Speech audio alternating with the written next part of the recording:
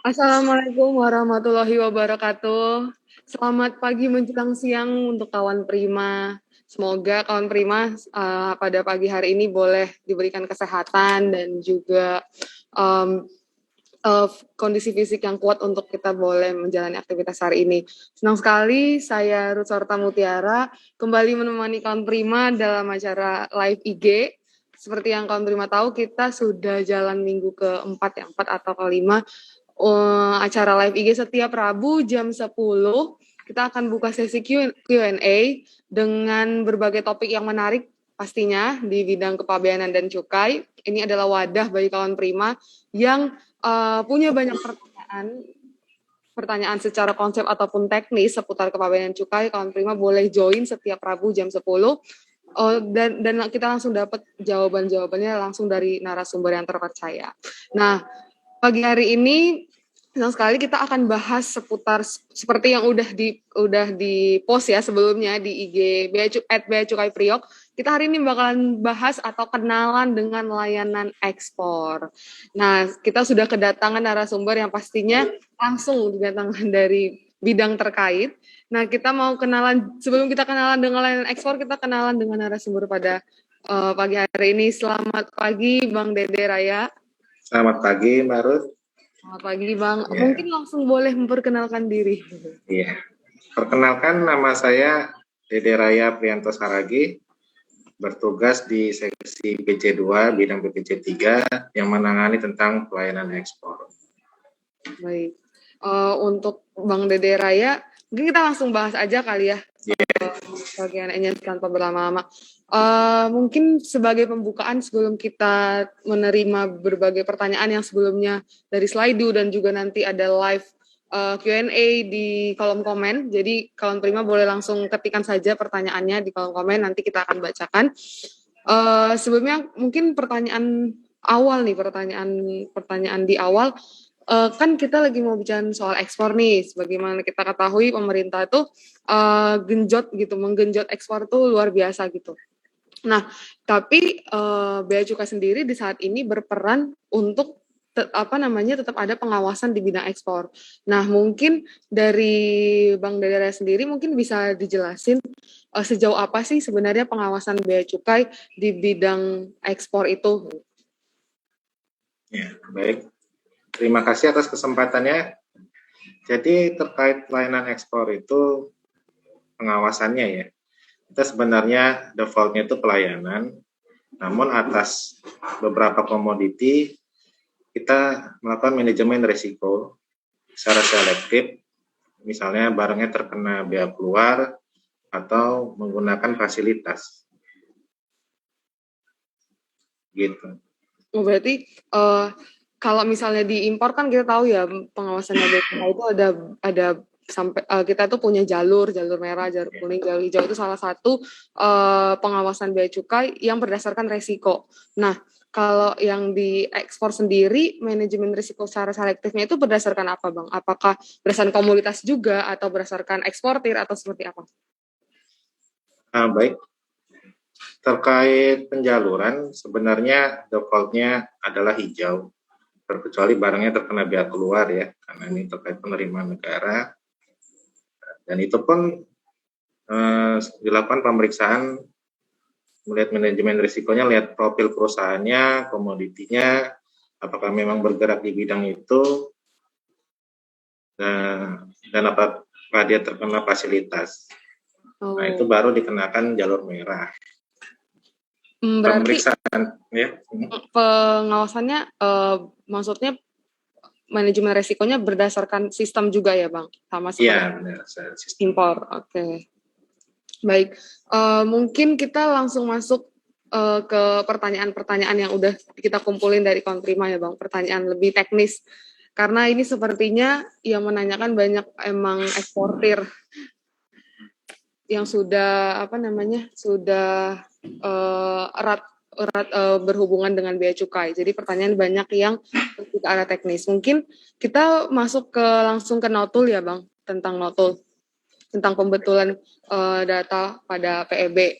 Nah, mungkin bisa dijelasin, Bang, sebenarnya ketentuan pembetulan atau perubahan data dalam PEB itu seperti apa? Ketentuan jadi sebenarnya Bea Cukai sendiri memberikan keleluasaan ya kepada eksportir pengguna jasa untuk melakukan pembetulan data. Namun ada hal-hal yang perlu diperhatikan terkait jangka waktu dan posisi barang. Misalnya apabila perubahannya terkait jumlah jenis barang atau nomor kontainer itu dilakukan sebelum masuk kawasan pabean. Untuk apakah berarti untuk ketentuannya berbeda untuk setiap yang mau dinotul atau setiap aspek yang mau dinotul dari PEB itu, maka ketentuan batas pengajuan pembetulan datanya juga berbeda gitu ya? Iya benar, berbeda. Semua ada di per 32 tahun 2014 yang dilakukan perubahan kedua per 07 ya. Oke. Berarti kawan prima boleh dicatat ya, untuk ketentuan pembetulan data PEB itu ada di Peraturan Direktur Jenderal Bea dan Cukai nomor 32 tahun 2014 yang telah diubah di dalam Peraturan Direktur Jenderal Bea Cukai nomor 7 ya Bang ya? Iya benar. Nomor 7 tahun 2019. Mungkin lebih lengkapnya di situ kali ya. Untuk kayak tadi kan kalau dari Bang Dede bilang mungkin untuk nama ketentuannya seperti ini dan komponen-komponen lain ketentuannya juga bisa berbeda.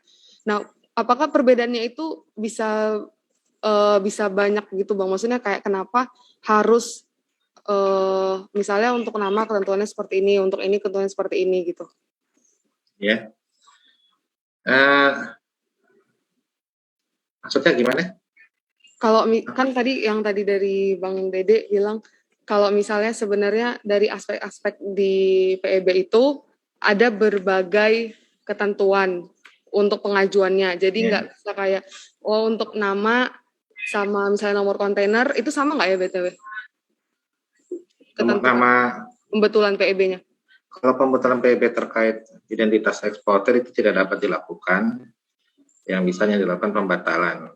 Oh, oke. Iya, pembetulan itu. Kalau identitas eksportir itu nggak bisa ya? Ya, tidak bisa.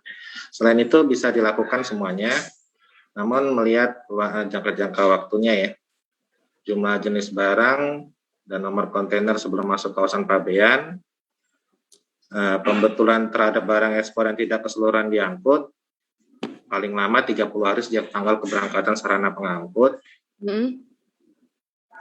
Lalu ekspor barang curah, migas atau BBM, pembetulan data dilakukan paling lama 3 hari sejak tanggal keberangkatan sarana pengangkut. Oke. Dan pembetulan PEB terkait nama sarana pengangkut, nomor voyage, nomor polisi, tanggal perkiraan ekspor dilakukan paling lama 3 hari sejak tanggal keberangkatan sarana pengangkut. Di luar dari itu, dilayani paling lama 1 bulan sejak PEB mendapat nomor pendaftaran. Baik-baik. Berarti ada berbagai. Iya, benar. Terus mungkin pertanyaan selanjutnya, jika ada mau mengajukan pembetulan nih, tapi respon yang keluar tuh NPP, tuh bagaimana solusinya? Karena penolakan ya? Iya, NPP itu, kalau NPP itu nota pemberitahuan penolakan ya. Untuk itu ditekankan kepada pihak pengguna jasa, eksportir ataupun PPJK, apabila mensubmit dokumen itu untuk diperhatikan akurasinya gitu. Dan diperhatikan norma-normanya itu pembetulannya sampai mana, supaya mencegah terjadinya penolakan pembetulan. Kalau udah terlanjur dapat NPP, terus gimana Bang? Berarti nggak bisa dibetulin lagi pengajuan pembetulannya? Tidak bisa. Namun apabila memiliki argumen-argumen yang menguatkan, dapat menyurati kantor pelayanan utama Bea dan Cukai apabila pelabuhan muatnya di sini ya, nomennya terdaftar di sini, nanti kita lakukan penelitian apakah masih bisa dilakukan diterima pembetulannya atau tidak. Ada batas waktunya nggak Bang untuk menyurati pihak Bea dan Cukai? Itu bebas sih, haknya eksportir ya, pengguna jasa ya. Jadi, kalau bisa punya argumen yang kuat bisa ya, boleh di Iya, surat. tapi defaultnya memang tetap mengikuti per 32 itu tersebut. Oh, baik. Iya. Oke. Mungkin selanjutnya ini Bang, terkait masih tentang pembetulan data juga. Jika melakukan pembetulan data sebelum kontainer masuk CY, container yard, nah apakah harus menunggu sampai dapat persetujuan notul dulu sebelum kontainer masuk? Oh, tidak perlu. Oh. Yang dilihat itu adalah tanggal penerimaan pengajuan pembetulan yang ada di portal ya, ataupun di modul jasa. Apabila pengajuannya misalnya sebelum barang masuk kawasan pabean, ya bisa masuk aja kawasan pabean. Tapi dipastikan bahwa memang tidak ada hal-hal lain yang bisa menyebabkan penolakan. Misalnya selain dari perubahan kuantitas, juga mengajukan perubahan sarana pengangkut. Nah, perubahan kuantitasnya memang misalnya diterima, tapi sarana pengangkutnya tidak. Nah, jadinya semua reject. Jadi diperhatikan akurasi datanya pada saat men-submit. Berarti kembali lagi kayak yang tadi, harus sebelum submit itu harus diperhatikan ya semuanya. Ya, Selanjutnya, Bang, mungkin ini pertanyaan seputar sekarang tentang pembatalan PEB. Yeah. Nah, banyak nih Bang yang nanya untuk pembatalan PEB itu masih perlu mengajukan dokumen hard copy nggak kalau CAT? Sudah tidak lagi. Sekarang kita murni menggunakan aplikasi Slim ya, biasa. Jadi hanya mengajukan hasil pindai dari dokumen asli. Namun apabila pada saat penelitian dokumen nanti petugas membutuhkan melihat langsung, hard copy mohon dipersiapkan. Dan dokumen tersebut juga harus diarsipkan paling tidak 10 tahun ya, untuk keperluan audit. Oke. Kalau tadi untuk pengajuan perubahan data pada PEB itu sekarang udah via Slim juga berarti ya? Kalau perubahan itu melalui aplikasi Jasa, portal pengguna jasa. Oh, berarti untuk perubahan data PEB. Iya. Perubahan data PEB menggunakan pembatalan melalui Slim. Oke. Berarti kawan Prima untuk pembatalan PEB, kawan Prima bisa langsung akses di aplikasi Slim, dan juga kalau untuk pembetulan data PEB itu pakai portal pengguna jasa ya. Ya. Nah, kita juga udah pernah juga nih akun IG Bea Cukai Priok, mungkin bisa dicek karena kita udah pernah posting juga tentang FAQ seputar ekspor, pembetulan data PEB, dan juga perubahan data PEB. Mungkin nanti kawan Prima bisa dicek di search hashtag Prima Series. Nanti bisa ada banyak informasi yang udah kita kasih seputar ekspor. Untuk lebih lengkapnya nanti bisa dicek di hashtag Prima Series. Nah, selanjutnya Bang, untuk ini ada yang nanya nih Bang. Apabila ETD awalnya tanggal 14 Maret 2022, namun di terminal kapal delay jadi 18 Maret 2022. Posisi kontainer sudah masuk kontainer yard. Oh, ini seputar notul. Apakah dalam case ini perlu dilakukan notul? Tanggal 14 ETD-nya. Kapal berangkat. Kapal delay menjadi 18 Maret. Tanggal 18. Ya, terkait akurasi data untuk dilakukan pembetulan.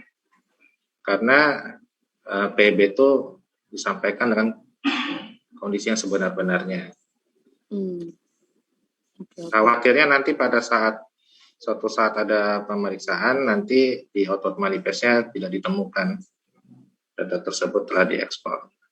Nah, mungkin Bang bisa dijelasin juga kawan Prima output manifest itu apa? Output manifest. Ya, soalnya karena kita punya banyak audiens yang juga tidak mahasiswa, mungkin orang awam juga yang belum terlalu tahu.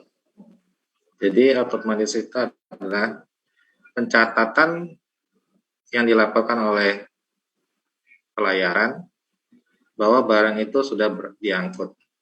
Hmm. Nah, Dan yang ya, dan yang wajib untuk submit output manifest ini siapa Bang ke Bea Cukai?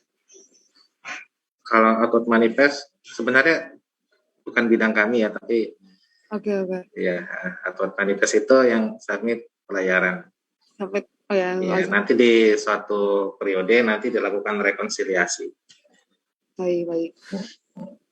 Untuk selanjutnya, oh iya, tadi kita udah bahas soal perubahan data, udah bahas pembatalan juga. Sekarang mungkin pengajuannya nih, kita balik ke awal, pengajuan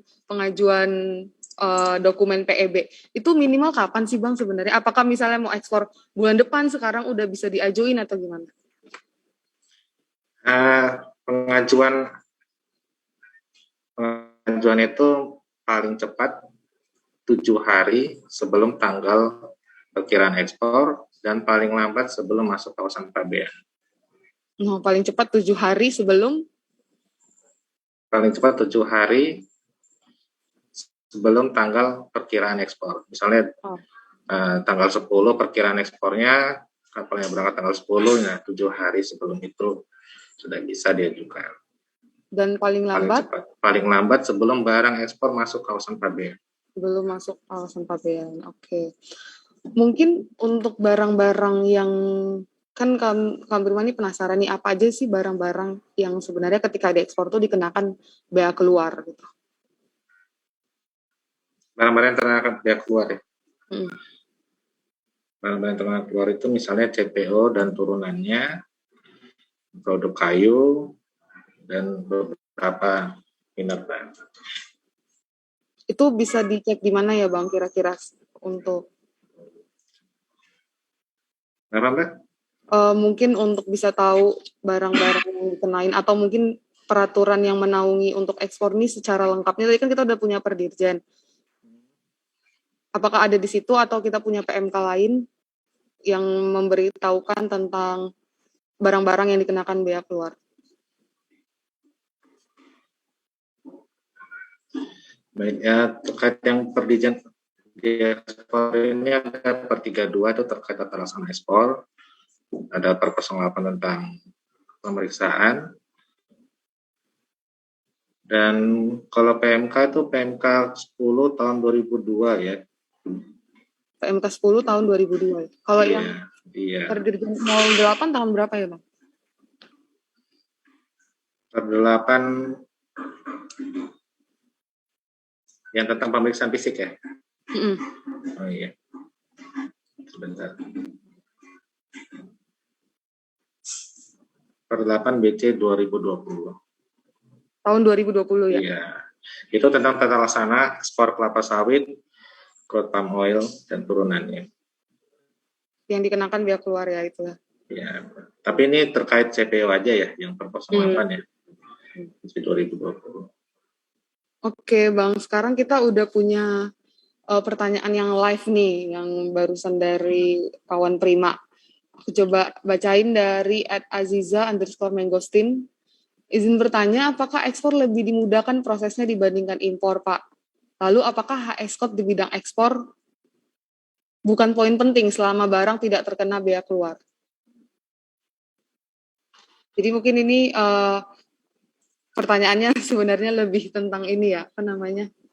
Luas gitu, karena ditanya gimana, sebenarnya kita tadi udah menjawab ya, apakah ekspor itu dimudahkan prosesnya, terus apakah HS code itu tetap diperhatikan, karena walaupun barangnya tidak terkena BK, apakah HS code itu diekspor tetap diperhatikan gitu? Iya, HS code itu kan pada saat submit dokumen itu membuat PIB harus memberitahukan data dengan benar. Dan selain dari BK kan kita ada juga terkait barang larangan dan pembatasan ya atasnya. Dan juga untuk pencatatan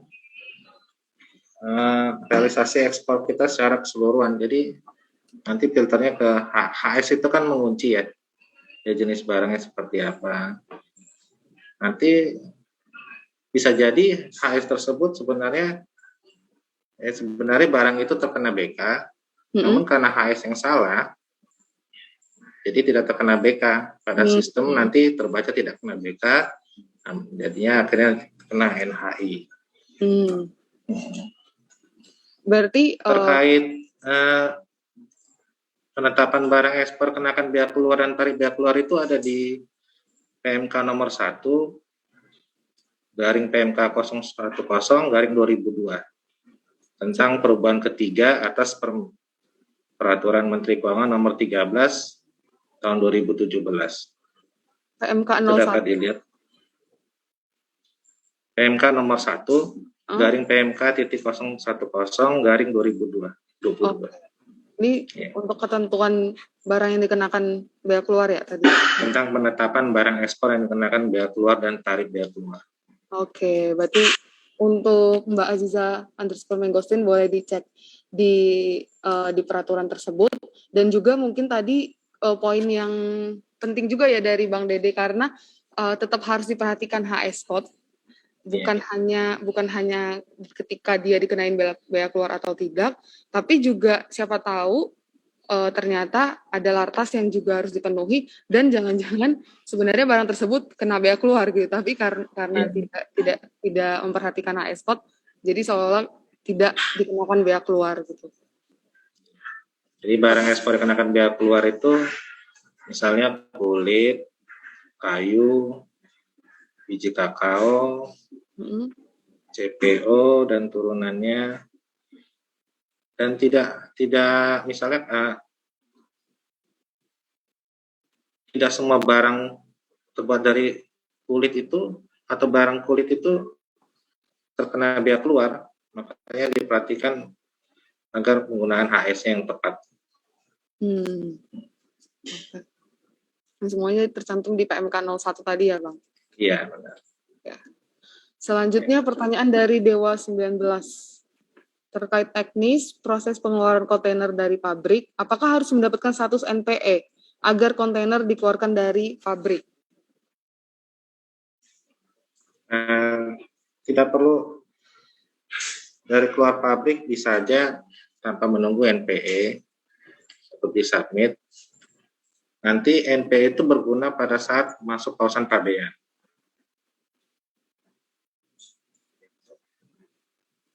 Namun apabila barang yang terkena fasilitas, misalnya dari kawasan berikat ya, sebaiknya sih menunggu NPE dulu, baru keluar. Ya. Pertanyaan selanjutnya dari Positive Life.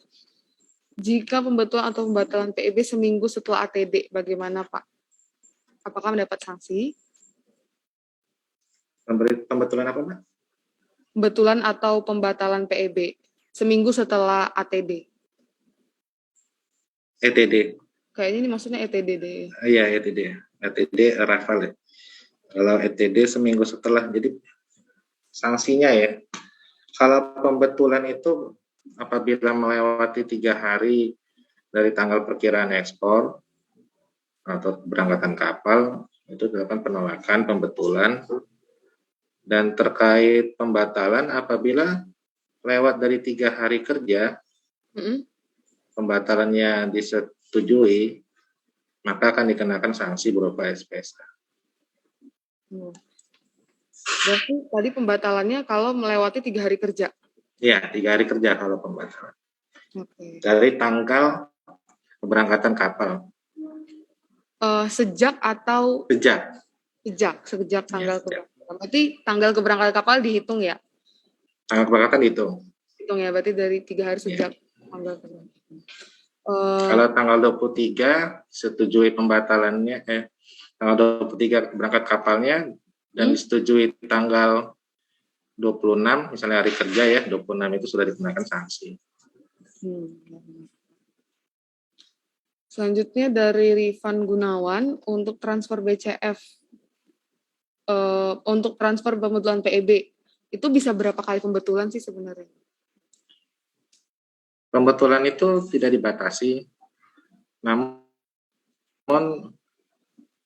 tetap melihat dari batas-batas yang ditentukan tadi, posisi barang sebelum masuk, kalau terkait jumlah jenis, dan berapa harinya gitu apabila perubahan kapal atau tanggal perkiraan ekspor. Oke. Ini nih ada yang ini nanya soal notul PEB. Itu penerimaannya lama. Apakah bisa kalau misalnya mau mengajukan notul PEB, respon penerimaannya lama. Apakah bisa menghubungi selain via WA? Karena kan selama ini pengguna jasa diberikan nomor admin WA ekspor. Tuh. Nah, apakah bisa menghubungi pihak petugas ekspor selain dari WA? Nah, sebaiknya melalui WA ya, dengan kondisi pandemi sekarang. Tapi apabila pembetulannya itu urgent, misalnya terkait perubahan nomor kontainer, apabila tidak disetujui maka tidak bisa masuk, dan kebetulan misalnya antrian chat itu panjang, dapat datang langsung ke PTSP, pelayanan ekspor. PTSP pelayanan ekspor itu ada di lantai PTSP ya namanya. Iya. Langsung respon. Oke Bang, selanjutnya ini ada yang nanya tentang reekspor. Nah itu tuh pakai PEB manual atau transfer PEB atau gimana? Reekspor yang bagaimana? Ini kayaknya nanya. Mungkin bisa dijelasin Bang untuk reekspornya yang secara menyeluruh aja. Reekspor menyeluruh.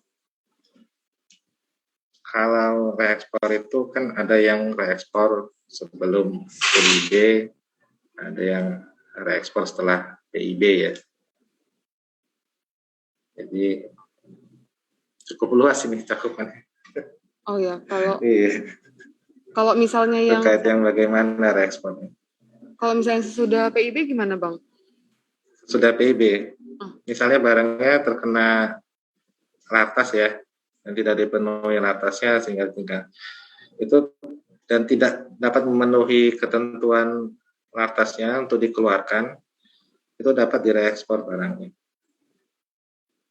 Nah itu apakah menggunakan PEB manual atau?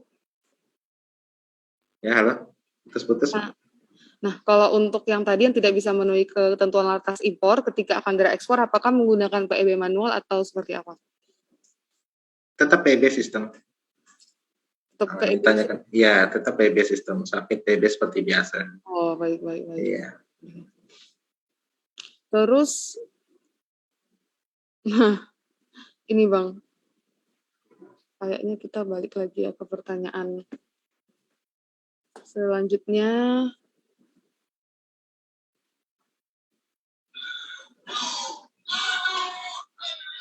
Nah untuk ini barang akan berpindah antar TPS. Misalnya dari JICT ke MAL gitu. Bisa nggak dilakukan pembetulan dan penarikan barang? Atau solusinya bagaimana? Bisa. Ya menggunakan dokumen SPPBE pembetulan ya. Nah ini kondisinya apa? Ya, pindah keseluruhan ya. Seluruh barangnya pindah ya kapal ya. Bisa lakukan pembetulan. Tapi terlebih dahulu melakukan penarikan. Bisa juga bersamaan dengan data pembetulan. Kalau dokumen tadi, sorry Bang, SPPBE itu kerjaannya apa ya? Surat dan penarikan barang ekspor. Jadi penarikan barang ekspor dari kawasan Pabean. Oh berarti mengajukan dulu? Iya, mengajukan melalui SLIN. Melalui SLIN. Iya, SPPBE pembetulan data. Nanti dengan melampirkan dokumen surat pernyataan tidak terangkut dari pelayaran, pernyataan posisi barang, invoice, packing list, dan dokumen pelengkap lain. Oh, oke. Baik, Bang.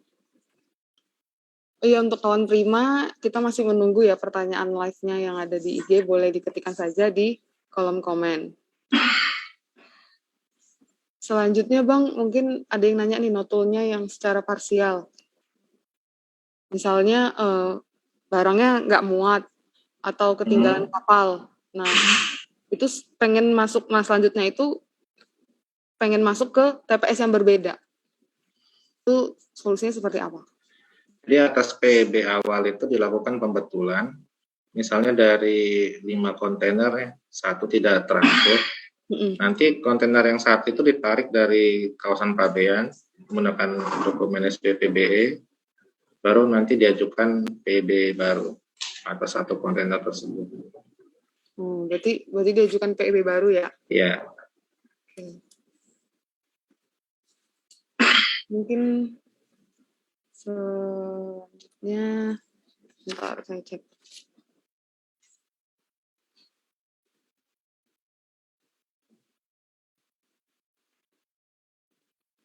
Nah, ini Bang nih. Sepertinya ini masalah di sistem sih. Notul kontainer yang diajukan BCFCO, tetapi data kontainer tidak terupdate pada sistem.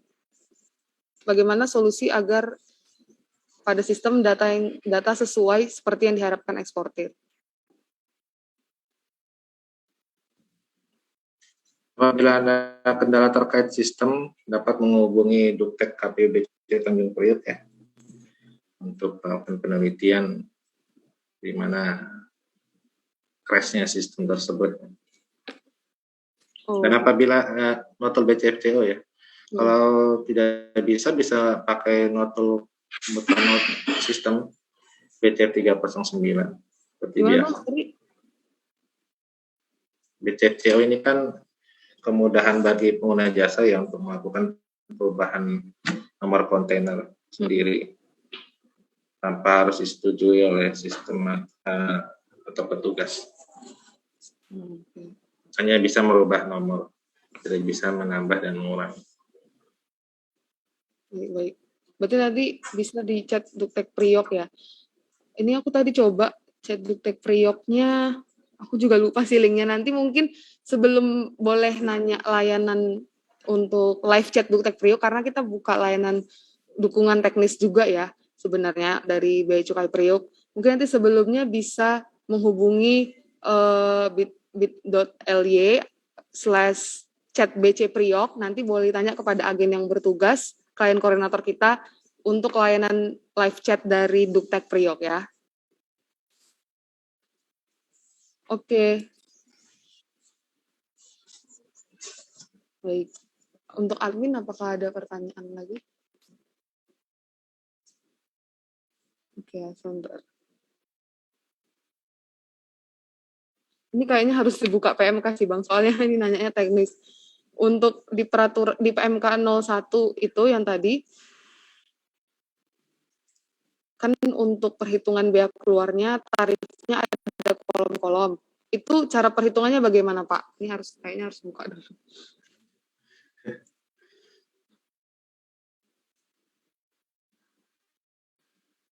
Sebentar, PMK 01.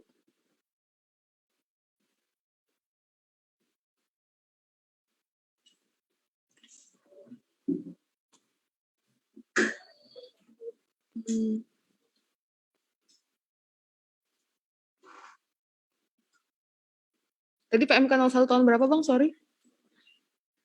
Ya, PMK nomor 1 garing PMK titik 010 garing 2022.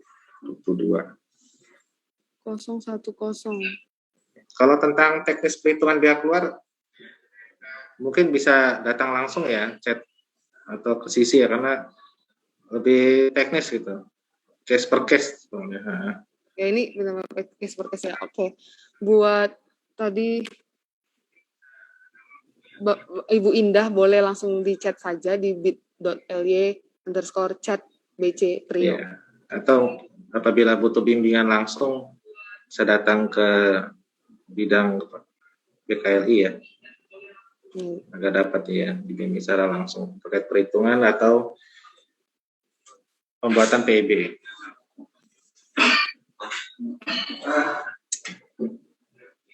Selanjutnya ini Bang. Nah ini tadi sih sebenarnya udah dijawab sih, tapi mungkin bisa dijelasin lagi. Sewaktu impor kena lartas tapi tidak punya izin mau direekspor ke negara bukan asal barang impor, tapi bisa disetujui nggak?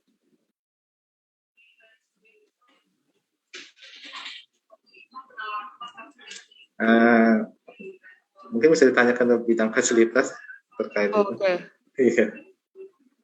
bidang fasilitas ya. Iya. Nanti kalau misalnya untuk ini ya, Ibu atau Bapak Lemi underscore Pande bisa juga langsung di chat di bit.ly slash chatbc priok. Nanti bisa langsung dihubungkan ke fasilitas atau ke Duktek atau misalnya bisa langsung dijawab oleh kalian koordinator kita di layanan live chat. Selanjutnya ke bidang mana Pak? Ini yang Indah Dux ya.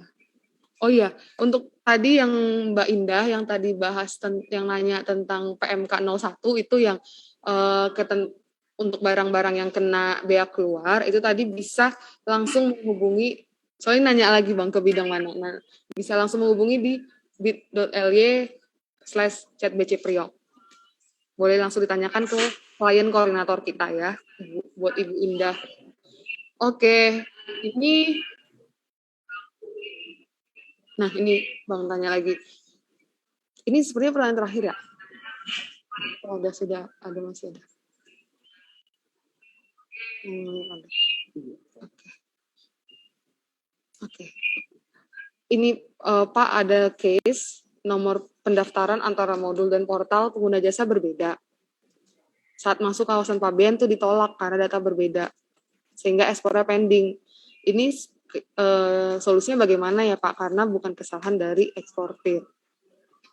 Ya. Kalau terjadi seperti itu butuh penelitian lebih lanjut ya. Perlu diperhatikan lagi apakah dengan nomor haji yang sama sehingga mendapatkan nopen yang berbeda. Gitu. Apakah memang, jadi memang harus diteliti lebih dahulu tuh sama petugas terkait dokumennya. Dan apabila memang itu karena sistem, dapat menghubungi bagian dukungan teknis kami. Oh, berarti kalau emang berarti ini ada bisa dua penyebab. Ya, bisa. Yang pertama tadi karena sistem, yang kedua perlu diperhatikan lebih detail lagi ya. Sebenarnya memang ketukar antar nomor aju atau dengan nomor aju yang sama dapat nopen yang berbeda ini nopen berbeda bagaimana gitu. Nah, apakah antara modul pengguna jasa dengan sistem aplikasi jasa? Nah, kalau misalnya tadi kalau misalnya kayak gitu gimana, Bang? Dapat menghubungi Duktek. Oh, berarti namun untuk apabila terkait sistemnya. Oke. Ini sepertinya sudah pertanyaannya udah semua ya. Oke. Wah, makasih banyak nih buat Bang Dede sudah mau mengisikan waktunya untuk boleh berbincang-bincang dan menjawab pertanyaan dari kawan Prima seputar ekspor. Kita udah kenal nih sekarang tentang layanan ekspor. Makasih banyak ya Bang Dede. Ya, sama-sama. Terima kasih juga buat kawan Prima yang udah punya banyak pertanyaan, udah menjawab, semoga pertanyaan hari ini sudah terjawab, dan kalau kawan Prima masih pengen lebih punya pertanyaan atau ingin melakukan konsultasi terkait layanan ekspor, bisa langsung ke bit.ly/chatbcpriok atau mungkin tadi ke nomor WA ya, admin WA ekspor. Layanan ekspor ya.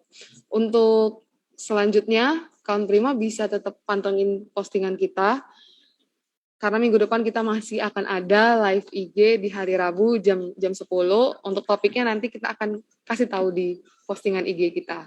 Oke? Terima kasih untuk Bang Dede sekali lagi. Terima kasih untuk Kawan Prima. Semoga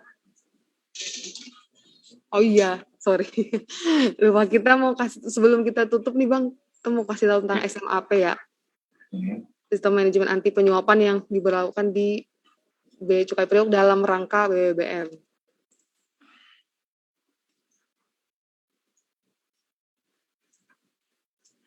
Postingannya. Sebentar, saya buka dulu postingan.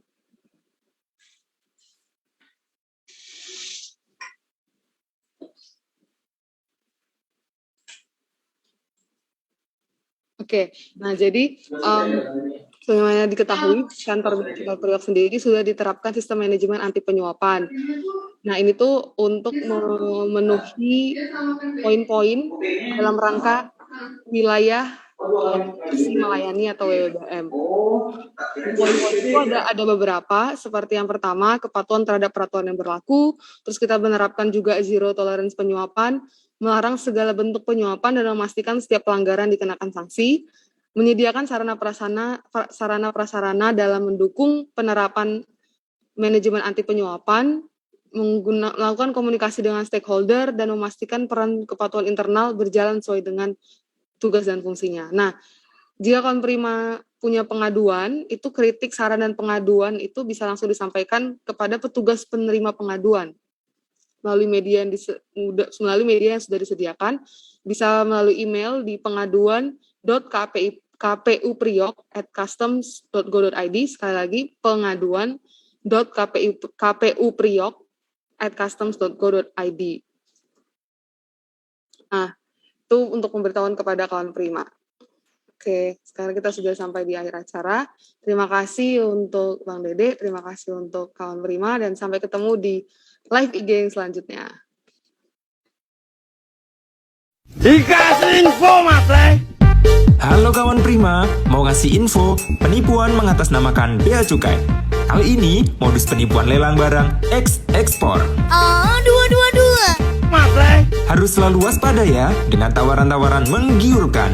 Modus pelaku biasanya menawarkan melalui beberapa saluran, di antaranya media sosial, WhatsApp group, atau SMS berantai dengan embel-embel barang sitaan atau barang lelang Bea Cukai agar calon korban semakin tergiur. Seperti modus kali ini, pelaku menyertai tawaran lelangnya dengan surat izin lelang palsu, foto barang, bahkan kartu identitas dan KTP atas nama pejabat. Tentunya ini semua palsu dan melanggar hukum ya.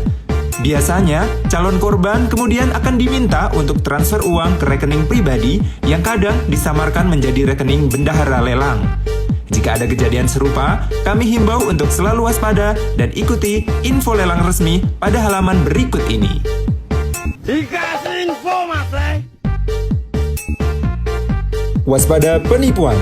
Konfirmasikan informasi kamu melalui 1.500 225 atau tautan berikut ini.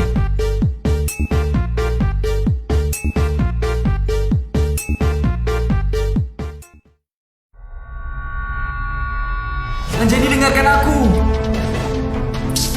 Anjani, tolong. Cukup, Mas. Aku tahu semuanya. Anjani, sebenarnya HP-ku kecopetan di Kapadokia. Aku beli HP baru, tapi pas nyampe Indo, dia nggak ada sinyal. Loh, Mas. Masa kamu nggak ngerti sih? Kamu tinggal registrasi email di Bea Cukai.